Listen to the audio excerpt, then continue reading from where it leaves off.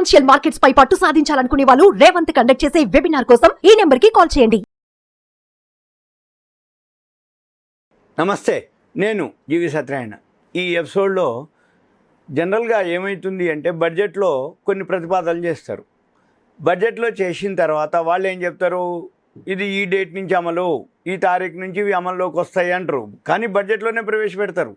అలా బడ్జెట్లో ప్రవేశపెట్టిన కొన్ని ప్రతిపాదనలు అక్టోబర్ 1 నుంచి అమల్లోకి వస్తాయి. ఆ అక్టోబర్ 1 నుంచి అమల్లోకి వచ్చే ఏవైతే ఉన్నాయో అవి మీకు ఈ ఎపిసోడ్లో నేను మీకు చెప్పడం జరుగుతుంది. ఈ బడ్జెట్లో ఏవైతే నిర్ణయాలు చేసినారో ఆ కొత్త రూల్స్ ఏవైతే ఉన్నాయో అవి అక్టోబర్ 1 నుంచి అమల్లోకి వచ్చేటటువంటి ఆ రూల్స్ ఏంటియో చూద్దాము. ఇప్పుడు ICICI bank debit card, HDFC credit card, కొన్ని బడ్జెట్లో ఏవైతే చేంజెస్ ఉన్నాయో అవన్నీ అక్టోబర్ 1 నుంచి అమల్లోకి రావడం జరిగింది. ఈ అక్టోబర్ 1లో అంటే ఉదాహరణ first ICICI bank debit card, ఈ అక్టోబర్ 1 నుంచి డెబిట్ కార్డులో ఏవైతే అంటే ICICI డెబిట్ కార్డులో వాళ్ళు అంతకుముందు త్రైమాసికంలో అంటే అంతకుముందు క్వార్టర్లో ఒక 10,000 రూపాయల వరకు ఖర్చు చేస్తే వాళ్ళకి 2 కాంప్లిమెంటరీ ఎయిర్పోర్ట్ లాంచ్ యాక్సెస్లు ఇచ్చింది. ఏది ICICI బ్యాంక్ వాళ్ళు. అంటే అక్టోబర్ డిసెంబర్ మధ్యలో ఈ అక్టోబర్ నుంచి డిసెంబరు ఈ త్రైమాసికంలో అంటే ఈ క్వార్టర్ అంటాం మనం, 4 క్వార్టర్లు ఉంటాయి ప్రతి సంవత్సరం.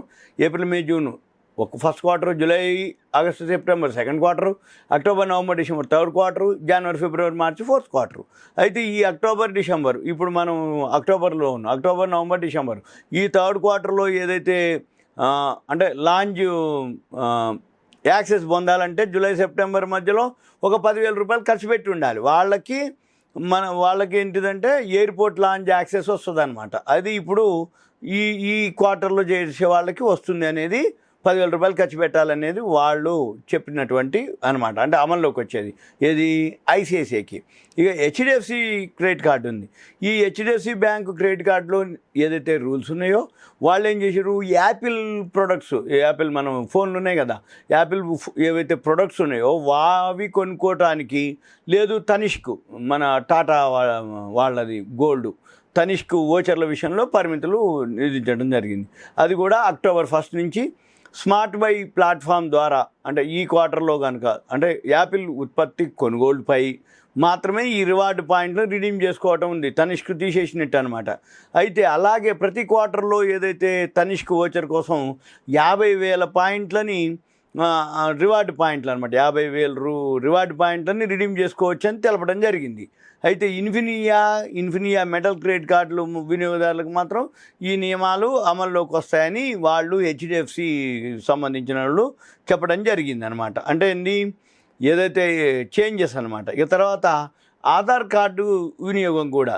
అయితే ఇప్పుడు పాన్ కార్డు దరఖాస్తు చేయాలన్నా, IT రిటర్న్స్ ఫైల్ చేయాలన్నా ఆ టైంలో మనం పాన్ కార్డు, ఆధార్ నెంబర్ తోటి ఎన్రోల్మెంట్ ID అని ఒకటి ఉంటుంది, దాంతో చేస్తాం. అయితే ఇప్పుడు ఈ రెండిట్లో ఏదో ఒకటి సరిపోయేది, పాన్ కార్డు కానీ ఆధార్ దాంతో కానీ. ఇప్పుడు నుంచి ఇలా లేదు, ఓన్లీ ఆధార్ నెంబర్ తోటే మీది ఏదైతే పాన్ కార్డుది అనమాట. అంటే పాన్ కార్డు కావాలన్నా, దరఖాస్తు చేయాలన్నా అంటే రిటర్న్స్ ఫైల్ చేసే టైంకి ఇక ఆధార్ తోటే సరిపోతుంది అన్నట్టు. తర్వాత ఇక ఫీచర్స్ అండ్ ఆప్షన్స్లో కొన్ని ఛార్జెస్ చేయటం జరిగింది. ఈ అంటే చిన్న మదుపరులను దూరంగా ఉంచాలి, వాళ్ళ దూకుడు తగ్గించాలి అనే ఉద్దేశంతో పన్ను ట్యాక్స్ని మార్చడం జరిగింది. ఏదైతే సెక్యూరిటీ ఆప్షన్ ట్రేడింగ్ ట్యాక్స్ ఉంటుంది, సెక్యూరిటీ ఆప్షన్ కాంట్రాక్ట్ అనమాట, వాళ్ళు ఇప్పుడు ప్రజెంట్ 0.0625% ఉంటే దాన్ని అంటే STT సెక్యూరిటీ ట్రాన్సాక్షన్ ట్యాక్స్ అంటాం, అది 0.0625% ఉంటే దాన్ని ఏం చేశారు 0.1%కి పెంచారు. అంటే 0.625 అంటే 62 పైసలు ఉన్నదల్లా పైసా చేశారు. 60 పైసలో 0.062% దాన్ని ఏం చేశారు, పైసకి చేశారు. అంటే 2/3కి 1/3 కలిపిర్రు, అంటే 0.1%కి పెంచడం జరిగింది అన్నట్టు. అయితే మళ్ళీ ఫీచర్స్ విభాగంలో కూడా STT సెక్యూరిటీ ట్రాన్సాక్షన్ ట్యాక్స్ 0.0125% దాన్ని 0.02గా పెంచడం జరిగింది, దాన్ని కూడా పెంచడం జరిగింది. ఇవన్నీ కూడా అక్టోబర్ 1 నుంచి అమల్లోకి రావడం జరిగింది. తర్వాత బైబ్యాక్ ప్రక్రియలో కూడా మార్పులు జరిగింది. అయితే బైబ్యాక్ ప్రక్రియలో షేర్లు అమ్మినప్పుడు మనకి ఏదైతే వస్తుందో ఆ అమౌంట్ మీద ట్యాక్స్ పే చేయాలనేది ఇప్పటి నుంచి అనమాట. తర్వాత ఈ ఆదాయ పన్ను ఏవైతే కేసెస్ ఉంటాయో అంటే క్లెయిమ్స్ విషయంలో కానీ వివాదాలకు సంబంధించిన పెండింగ్లో ఏవైతే దరఖాస్తులు ఉంటాయో వాటిని పరిష్కరించడం కోసం వివాద్ సే విశ్వాస్ పథకం అని 2024లో బడ్జెట్లో కేంద్ర ఆర్థిక శాఖ మంత్రి నిర్మలా సీతారామన్ గారు ప్రకటించారన్నమాట. అయితే 2024 అక్టోబర్ 1 నుంచి ఇది అమల్లోకి వస్తుంది. ఏంటిది? ఈ వివాదాలకు సంబంధించిన ఏదైతే దరఖాస్తులు పరిష్కరించడానికి అయితే దీనికి సంబంధించిన నిబంధనలు ఫారాలను ఆదాయ పన్ను నోటిఫై చేయడం జరిగిందనమాట. వివాద్ సే విశ్వాస్ పథకం అనమాట అది. తర్వాత ఈ ఎన్ఎస్సి బిఎస్సి ఏదైతే లావాదేవీ రుసుములు transaction tax, security transaction tax, GST, మళ్ళీ ట్రాన్సాక్షన్ ట్యాక్స్, మళ్ళీ బ్రోకరేజీ, ఒక 6-7 రకాలు ఉంటాయి ట్యాక్సులు. మీరు ఎవరన్నా కొన్నప్పుడు అమ్మినప్పుడు మీరు ఆల్రెడీ మీకు కన్ఫర్మేషన్ కాంట్రాక్ట్ నోట్ వస్తుంది మెయిల్కి. మీరు అక్కడ ట్యాక్సులు అవన్నీ ఏ పర్సంటేజ్ ఎంత ఉన్నాయో అవన్నీ కూడా అంతకుముందుకి ఇప్పటికీ రేపు నిన్న అంటే అక్టోబర్ 1 నుంచి ఏవైతే ఉన్నాయో అవన్నీ అనమాట.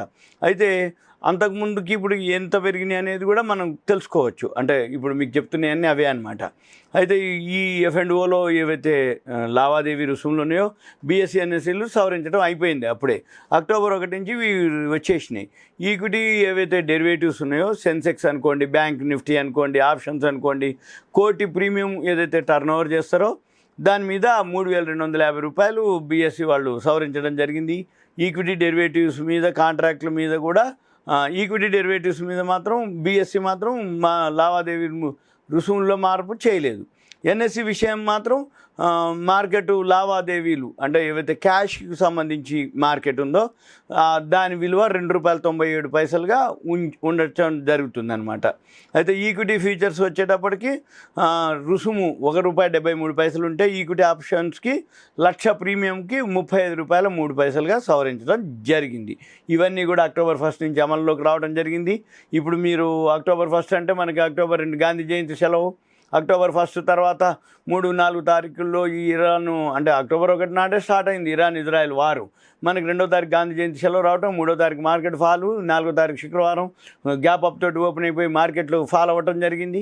మళ్ళీ శని ఆదివారం 5-6 సెలవు రావటం, మళ్ళీ 7వ తారీఖు నాడు ఏం జరుగుతుంది, ఎలా జరుగుతుంది ఇవన్నీ మీరు చూసుకోవాలన్నట్టు. అంటే కరెంట్ అఫైర్స్ అది చర్చలకి వస్తామని అంటున్నారు. ఇరాన్ ఇజ్రాయెల్ వార్ లేకుండా ఇప్పుడు ఎవరైతే అమెరికా వాళ్ళకి హెచ్చరికలు చెప్పడం జరిగింది. మీరు చూసుకోండి తప్ప ఇట్లా యుద్ధం థర్డ్ వరల్డ్ వార్ అని ఒక పుకారు లేపడం జరిగింది. ఈ థర్డ్ వరల్డ్ వార్ వస్తుందని అనేది మీరు చేయొద్దు. అట్లా మీరు ఏమన్నా ఉంటే చూసుకోండి. చర్చలకు సిద్ధము, సామరస్యంగా అనేట్టుగా సరిగా ఏం జరుగుద్ది అనేది కాలం నిర్ణయించాలి. మనం చూద్దాము. ఇది సింపుల్గా మన సుమన్ టీవీ ప్రేక్షకులు ధన్యవాదాలు. ఇదంతా మీకు ఒక awareness, education, information, knowledge purpose మాత్రమే. సెలవు.